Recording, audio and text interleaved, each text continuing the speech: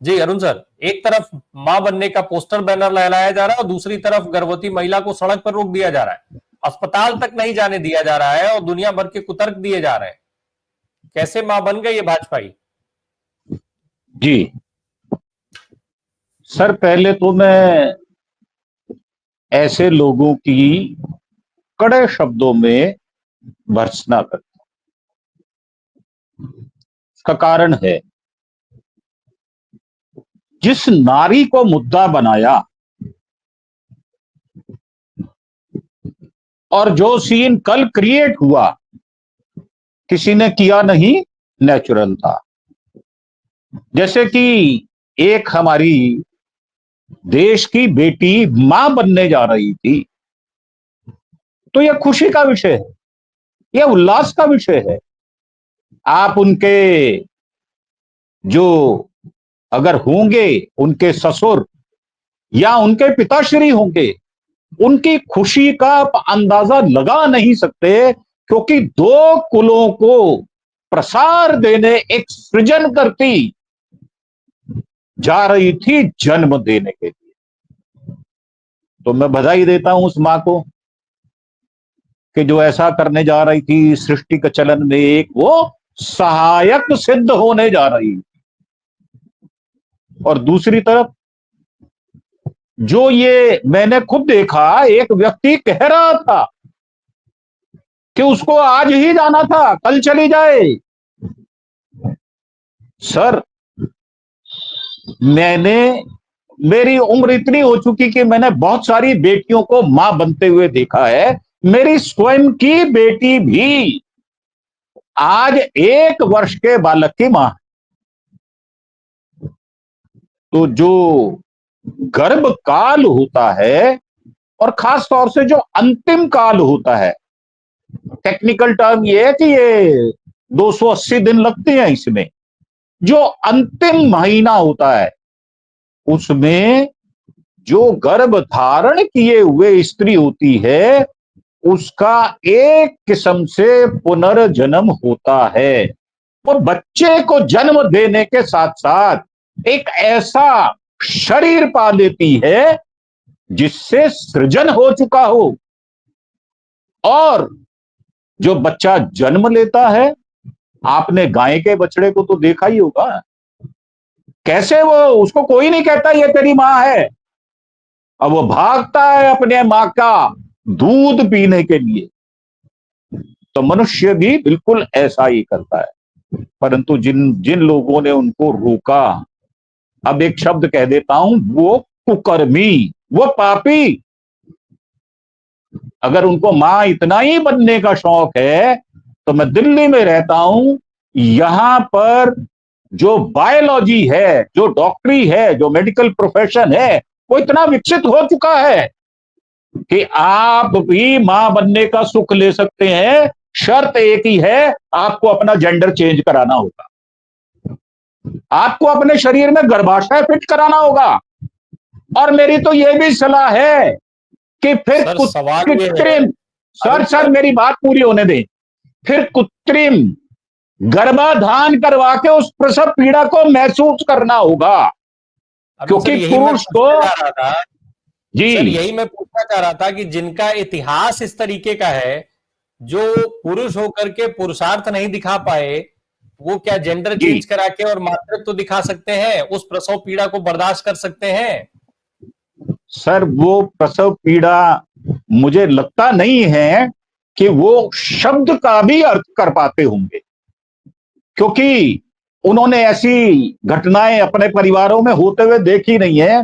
मैंने आरएसएस के, खास तौर से कह रहा हूं, बीजेपी आरएसएस के लोगों को इस प्रकार की विकट परिस्थिति में कभी देखा ही नहीं है, क्योंकि वो महिलाओं की इज्जत नहीं करते।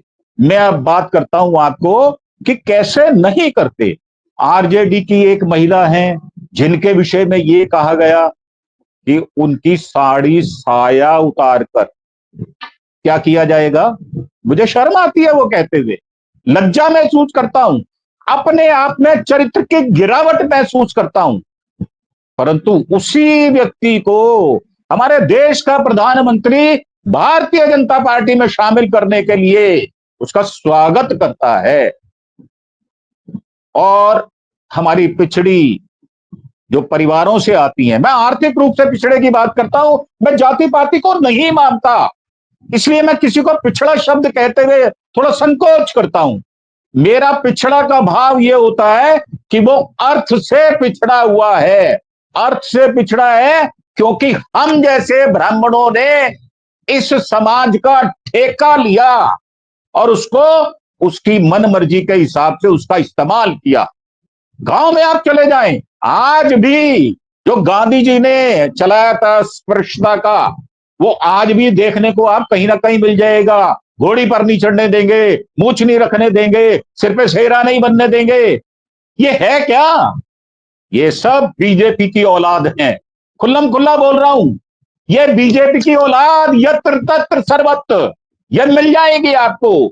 जो आपने देखा है ना, लाल बत्ती में ताड़ी बजा के पैसा मांग लेता है, ये सारे के सारे वही है। ना ये पुरुष में है और ना स्त्रियों में है, क्योंकि इनमें ना तो पुरुषोचित गुण है और ना ही स्त्रियोचित गुण है। स्त्रियोचित गुणों में होता क्या है? सहनशीलता होती है, स्थिर भाव होता है, बड़ों की इज्जत करने का भाव होता है और शालीनता होती है, मर्यादा होती है।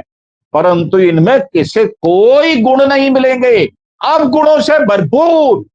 ये आरएसएस ऐसे ही करती है। एक आपको किस्सा याद करा देता हूं पहले, फिर उसके बाद मैं अपनी बात को थोड़ा समाप्त करूंगा। एक भावना चिखालिया हुआ करती थी, उनके साथ 3 गुजरात में एमपी हुआ करती थी और शंकर सिंह वाघेला को यही नरेंद्र मोदी नीचा दिखाना चाहते थे। उन 4 महिलाओं को भारतीय जनता पार्टी की तैयार किया गया कि आप शंकर सिंह वाघेला पर चरित्र का हनन का आरोप लगाओ, और उनका पेश किया गया, उनकी ट्रेनिंग हुई, उनको क्या कहना, कैसे आंसू बहाना। और वो चारों महिलाएं सम्मानित महिलाएं थी। वो चारों महिलाएं अटल बिहारी वाजपेयी की धोती का एक किनारा पकड़कर रोती बिलखती दिखाई दी थी। और ये सारा का सारा वेल प्लान्ड वे में हुआ था। वैसे ही जैसे हमारा तड़ी पार कॉलेज में जब इलेक्शन लड़ता है और महिला सामने खड़ी होती है तो उसके घर में यह संदेश दे देता है कि कपड़े फट सकते हैं, मत भेजना, और वो आसानी से जीत सकता है। आपको याद होगा कपिल मिश्रा ने क्या कहा था? उन्होंने यही कहा था कि भाई ये मानसी सोनी है कौन, मैं नाम लेके बात कर रहा हूं, मैं नहीं डरता इनसे, ये कौन है। और आनंदी बहन के विषय में उनके पति ने क्या लिखा था कि मेरी पत्नी को नरेंद्र मोदी के चंगुल से छुड़ाया जाए। तो इनका चरित्र यही है, ये चरित्रहीन लोग हैं। इसी तरह करेंगे आपको, हमें इनके उपाय ढूंढने होंगे और इनकी काट ढूंढनी होगी और इनको बर्दाश्त करना होगा। मैं तो 40 साल बर्दाश्त किया है और पिछले 35 वर्षों से मैंने इनको तिलांजलि दे दी है। तो मेरा मेरा अनुभव जो है वो दूसरे किस्म का है, परंतु ये कभी भी महिला का सम्मान नहीं करते और ना ही करेंगे। बैठे हैं ओम भाई, हमसे बड़े हैं, बुजुर्ग हैं, वो आपको और ज्यादा अनुभव अच्छा दे देंगे कि इनका चरित्र दरअसल वो भेड़िए की खाल में वो छिपा हुआ आदमी है जो नोच लेना चाहता है स्त्री को। अनुज सर, भारतीय जनता पार्टी ने अगर शायद कल का ये बंद नहीं बुलाया होता तो अभी सकेब जैसे कह रहे थे कि जो क्षेत्रीय दल वहां के हैं उनका जो हिसाब किताब था अभी वो कम से कम दबा छुपा था। भाजपा ने ये बंद बुलाया। एक चीज है कि मैं निश्चित तौर पे गाली किसी को भी दी गई हो, गाली गाली होती है, बर्दाश्त नहीं किया जा सकता है, कोई भी दे। लेकिन प्रधानमंत्री की तरफ से इस विक्टिम कार्ड को खेला जाना, ये बिहार की जनता को समझ में आ गया, वहां तक तो ठीक था। लेकिन भारतीय जनता पार्टी के कार्यकर्ता भी इसमें उस तरीके से सम्मिलित नहीं हुए जैसे भाजपा को उम्मीद थी। एक तो इसकी क्या वजह देखते हैं आप। दूसरा एक और चीज है, महिला आयोग की एक अध्यक्ष है, उत्तर प्रदेश के हैं शायद वो। अब वो ये कह रही हैं कि जिन लोगों ने गाली दी उनके नाम के, उनकी सद्बुद्धि के लिए वो हवन कराएंगी। सर, जब जब प्रधानमंत्री जी तमाम महिलाओं को टारगेट कर रहे थे तब ये महिला संगठन कहां चले जाते हैं, तब ये तमाम महिला आयोग कहां चले जाते हैं, चाहे वो प्रदेशों के हों, चाहे वो केंद्र का महिला आयोग हो। क्या प्रधानमंत्री जी के शब्दों में उनको गालियां नहीं दिखती हैं अरुण सर? अनम्यूट करिएगा सर, अनम्यूट कर लीजिएगा प्लीज। जी सर, आपने दो बातें कही हैं। एक, आपने कहा कि अगर बंद ना बुलाते तो लोकल लोग अपना कार्यक्रम ना रखते, परंतु जो लोकल लोग थे जैसे उपेंद्र कुशवाहा है, उनका प्रोग्राम पहले से था। उन्होंने भारतीय जनता पार्टी को देखकर कोई भी प्रोग्राम नहीं रखा, पहली बात। और ये सोच के नहीं रखा क्योंकि ये अपेक्षित प्रोग्राम नहीं था। इसको एक मौके की तलाश में ऐसा व्यक्ति जिसके ऊपर वोट चोर का, आपने पिक्चर देखी होगी, उसने लिखा कि मेरे हाथ पर लिख दिया है तेरा बाप चोर है या तू चोर है। ऐसी पिक्चर आपने देखी थी? क्योंकि मैं पिक्चर देखता नहीं हूं इसलिए मुझे पता नहीं है कौन सी पिक्चर थी, कौन हीरो था। परंतु मेरा मानना यह है कि जब वोट चोर गद्दी छोड़, इस बात का नारा बंगाल के अंदर ममता दी ने हाउस के अंदर लगाया और शुभेंदु को उठाकर बाहर पटका गया, तो एक बात तो बिल्कुल साफ है कि बिहार के लोग इस मुद्दे को मुद्दा मान ही नहीं रहे थे। उसका कारण है कि बिहार के अंदर पहले ही महिलाएं उपेक्षित हैं, महिलाओं के ऊपर उतना ध्यान नहीं दिया गया। वहां पर आप देखेंगे 70-80% महिलाएं कुपोषण का शिकार हैं, बच्चे कुपोषण का शिकार हैं। तो महिलाएं कैसे ऐसे एजुकेशन में जाकर भाग ले सकती हैं जहां पर मां का आदर नहीं, मां के आदर के पीछे हिडन एजेंडा छुपा हुआ, मां का अनादर। आप समझ सकते हैं जो मैं बात कह रहा हूं। अब दूसरी बात आपने कही कि हवन कराएंगे, तो सर मैं आपको हरियाणा की एक जो महिला आयोग की अध्यक्ष थी, कैसे उसने उन प्रोफेसर के खिलाफ कितनी जल्दी एक्शन ले लिया था और हरियाणा सरकार चटक बन गई थी। तुरंत तुरंत मुकदमा दर्ज हुआ, जेल भेज दिया गया। और हमारे मध्य प्रदेश के एक सम्मानित डिप्टी चीफ मिनिस्टर जो ये कहते थे कि साहब पूरा पूरा हमारा रक्षा तंत्र, हमारी मिलिट्री नतमस्तक है मोदी साहब के चरणों में। और एक व्यक्ति ने तो हद कर दी, उसने तो हमारी जो मुस्लिम जिनकी 3 पुश्तें मिलिट्री के अंदर थी, ये कहकर उनका अपमान कर दिया कि ये उनकी बहन है आतंकवादियों की। और मोदी जी ने भेजा है, वेल प्लान्ड वे में भेजा है। उस पर क्या एक्शन हुआ? एसआईटी बना दी गई। मैं आपको सैकड़ों, क्या हुआ ब्रिजभूषण शरण सिंह के बारे में, क्या हुआ टैनी के बारे में, टैनी मिश्रा, क्या हुआ कुलदीप सेंगर के बारे में, क्या हुआ हाथरस की बेटी के बारे में, चिन्मयानंद एकदम निर्वस्त्र होकर क्या कहता पाया गया था, महिलाओं से मालिश कराता मिला था।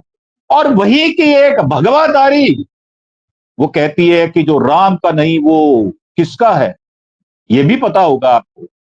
तो इनके, और दिल्ली का एक उदाहरण और दे देता हूं अंत में, वो ये कि जो आप पार्टी की महिला आयोग की अध्यक्षा थी, उनके साथ क्या खेल खेला गया, उनको कैसा मोहरा बनाया गया। और जो मैंने आपको कहा कि 4 महिलाएं थी जिनमें भावना चिकालिया भी थी, उनको मुद्दा बनाकर किसने इस्तेमाल किया महिलाओं का? वो यही भारतीय जनता पार्टी है। भारतीय जनता पार्टी के लिए स्त्री एकमात्र खिलौना है इस्तेमाल करने के लिए। अभी कल भी कोई कह रहा था कि 3 भाषाएं सीखो और 3 बच्चे पैदा करो। तो भागवत जी, आप शिखंडी नहीं है, आप तो डॉक्टर हैं। अरे भाई अब कर लो, शर्म आती है क्या? अरे दूसरों को आप देश देते हो क्योंकि आपके बेटी नहीं है, आपको पता नहीं है प्रसव पीड़ा होती क्या है, हमारे यहाँ एक रिवाज होता है कि 7वें महीने में गर्भवती बेटी अपने पीहर में रहती है और पिता अपनी आंखों से देखता है कि जिसका सृजन मेरे परिवार में हुआ वो आगे जो सृजन करती बन रही है, कितनी तकलीफ, कितना कष्ट, कितनी मानसिक पीड़ा, कितनी देह की पीड़ा वो बर्दाश्त कर रही है। उसका दिल रोता है परंतु वो कहता नहीं है, मन में खुशी भी होती है। ये हमारी संस्कृति है। बैठे हैं हमारे बुजुर्ग यहां पर, ओम सैनी साहब, वो बताएंगे आपको। परंतु ये कहना, ये इनके लिए एक टूल किट तो हो सकता है, ये तो मैं मानता हूं, क्योंकि मैंने अपनी आंखों से देखा है। अपने जो मेरा संसार था, मैं पहाड़गंज में जब बचपन में रहा करता था इंपीरियल सिनेमा के पास, जहां पर मदन लाल खुराना चुनाव लड़ा करते थे, जहां विजय कुमार मल्होत्रा आया करते थे, पंजाब नेशनल बैंक में अटल बिहारी आडवाणी जी, ये सब मेरी शादी में आए हुए लोग हैं। जब वो आया करते थे तो महिलाओं को एक विशेष स्थान दिया करते थे। कहां चला गया वो स्थान? मैं शांता कुमार जी, जो हिमाचल के चीफ मिनिस्टर रहे, उनसे पढ़ा हुआ छात्र हूं। महिलाओं का सम्मान करना सीखना है तो आपको ओम सैनी साहब के चरणों में बैठना होगा। परंतु अगर आप बीजेपी में दुर्भाग्य से बैठ गए तो मेरा जैसा आपका भी हाल हो जाएगा। आपको कहना पड़ेगा कि मैं काजल की कोठरी में से निकला वो काले मुंह वाला आदमी हूं, परंतु मैंने उस गलती को सुधारा। आप इनसे उम्मीद नहीं कर सकते सर, आप इनसे उम्मीद नहीं कर सकते। ये महिलाओं का बिल तो लाएंगे और 29 के बाद उसको इंप्लीमेंट करेंगे, और उसमें भी जो जनगणना नहीं करवाई, जो 21 में होनी चाहिए थी, तो जातीय जनगणना कैसे होगी? कैसे वो महिलाओं का बिल लागू होगा? ये मात्र एक स्त्री को खिलौना समझते हैं और उसको जैसे मर्जी तोड़ मरोड़ कर इस्तेमाल करने की प्रवृत्ति रखते हैं। हम जैसा आदमी मर जाएगा, अपने असूलों से समझौता नहीं करेगा।